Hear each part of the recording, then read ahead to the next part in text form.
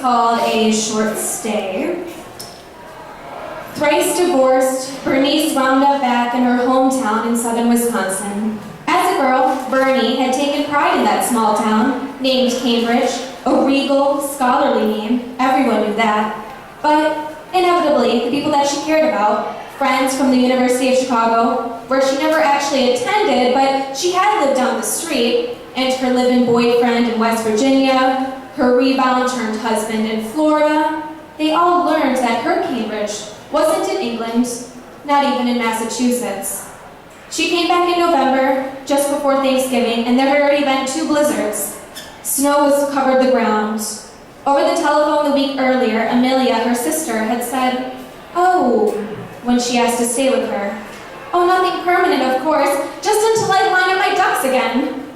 "Oh," Amelia said, "I know what you're thinking. I'm 48.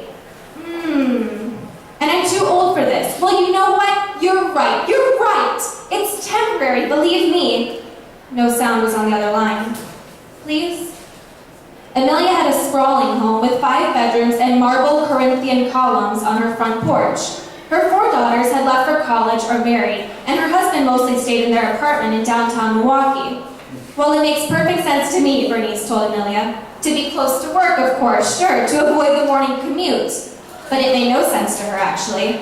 It wasn't her place to stay, though. She refilled both of their wine glasses, added 2 ice cubes in hers, and they smiled at each other, having nothing to say. "Well, to us," Bernice said, raising her glass. Amelia sipped gingerly. Bernice had accumulated a crush on every boss she had ever had, and Bob was no exception. When she began working for him, she smiled back when he nodded at her stocking legs. She wore her hair to her shoulders with the ends curled and the crown teased for extra volume. Although her teeth were terribly yellow, she had a broad smile, and Bob immediately liked the shade of pink she wore on her lips. When Amelia and her husband decided to vacation in Key West at their therapist's suggestion, she invited Bob over for an after-work drink. She hadn't uncorked her bottle of White Sin or poured the whiskey when he shook his head, sighed heavily, thrust his hands deep in his pant pockets. "What's the matter, Bob?" His face reddened more, like a blister, and he stepped back. He blubbered that he felt guilty that he should go. "Now?" I have to let the dog out." He mumbled something and then just let himself out, and Bernice realized that she had poured both the whiskey and the wine already without even saying goodbye. So she took the squat glass and dumped the whiskey into the wine glass, which was a terrible concoction, but she choked down half the glass anyway. So this kind of thing happened in real life. It amused her, his rejection. People refused sex? Men refused sex? Had she ever said no? She couldn't recall.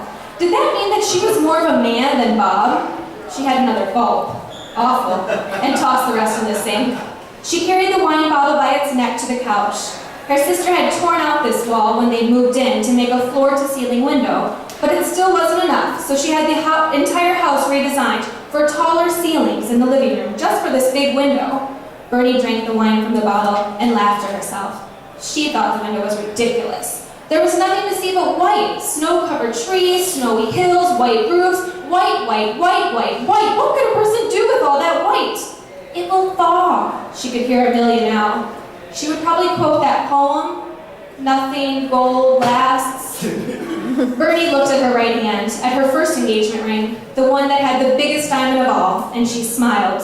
Well, gold is gold.